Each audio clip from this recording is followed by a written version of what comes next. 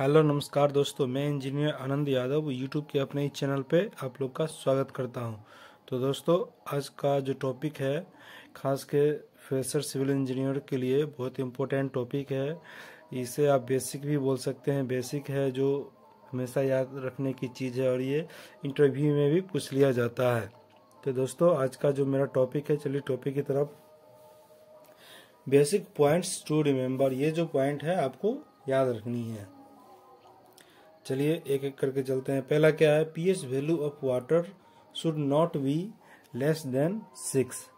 दोस्तों, हम कंस्ट्रक्शन में जैसे जो वाटर यूज करते हैं, जो पानी यूज करते हैं, उसका जो पीएच वैल्यू है मिनिमम 6 रहना चाहिए। 6 से कम नहीं रहना चाहिए, तब जाके हमारा कंस्ट्रक्शन का जो है सही से उसमें रहेगा।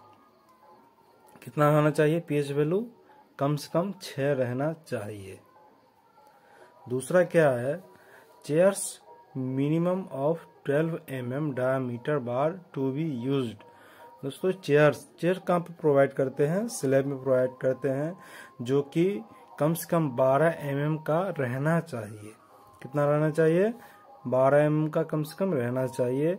चलिए तीसरा क्या है, minimum bar for square column is 4 number and 6 number for circular column. तो जो हम कॉलम प्रोवाइड करते हैं, जो स्क्वायर शेप का जो कॉलम होता है, स्क्वायर शेप का जो कॉलम होता है, उसमें जो है मिनिमम सरिया कितना, यानी कम से कम 4 सरिया रहना ही चाहिए। और जो हमारा सर्कुलर कॉलम होता है, उसमें कम से कम कितना, 6 सरिया रहना चाहिए। ठीक है। चलिए अगला पॉइंट क्या कहता है, मिनिमम थिकनेस ऑफ स्लैब। ये मैं पहले भी बता दिया हूँ और ये इसमें भी इकट्ठे बता रहा हूँ। मिनिमम थिकनेस ऑफ स्लैब कितना, यानी छत की जो मोटाई है कम से कम कितना होना चाहिए? 125 mm, जिसे आप इंच में बोल सकते हैं, 5 इंच भी बोल सकते हैं। ठीक है।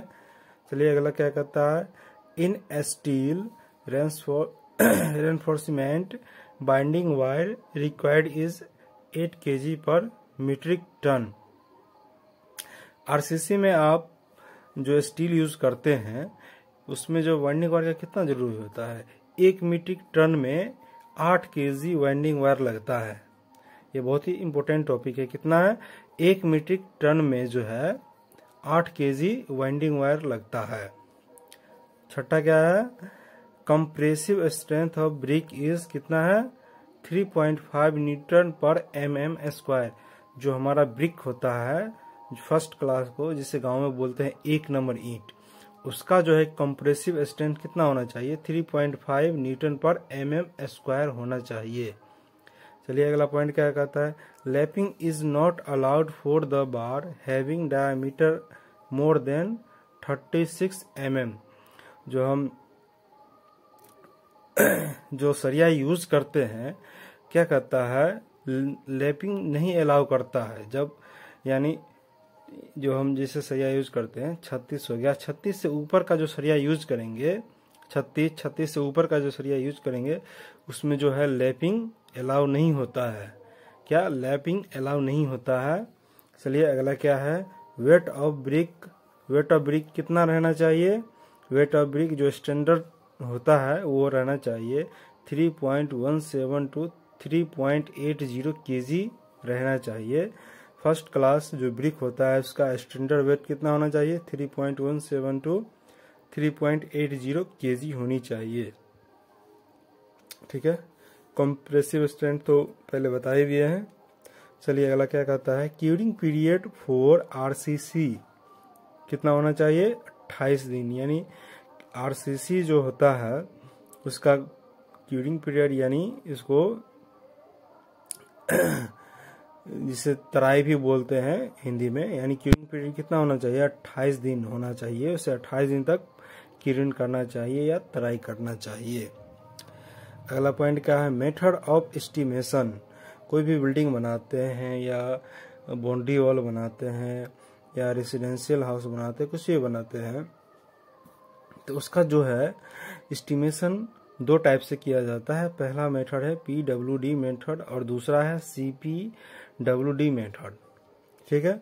चलिए, और लास्ट पॉइंट क्या है, maximum diameter of steel bar in column कितना है, 50 mm। जो कॉलम में यूज करते हैं डाया ऑफ बार यानी जो सरिया, वो ज़्यादा से ज़्यादा कितना होना चाहिए, 50 mm तक सरिया कॉलम में हम यूज कर सकते हैं, उसके बाद नहीं कर सकते हैं। तो दोस्तों, आज का मेरा यही बेसिक पॉइंट था जो याद करने के लिए है, खास के सिविल फ्रेशर इंजीनियर के लिए ये बहुत इम्पोर्टेंट है। कहीं आप इंटरव्यू में जाते हैं तो वहाँ भी ये सब बातें पूछ लिए जाते हैं, और साइड पे ये सब बातें आप याद रखिएगा तो वहाँ पे आपको बहुत हेल्पफुल होगा। अगर आपको ये वीडियो पसंद आया तो वीडियो को लाइक करें, सब्सक्राइब करें, शेयर करें। धन्यवाद।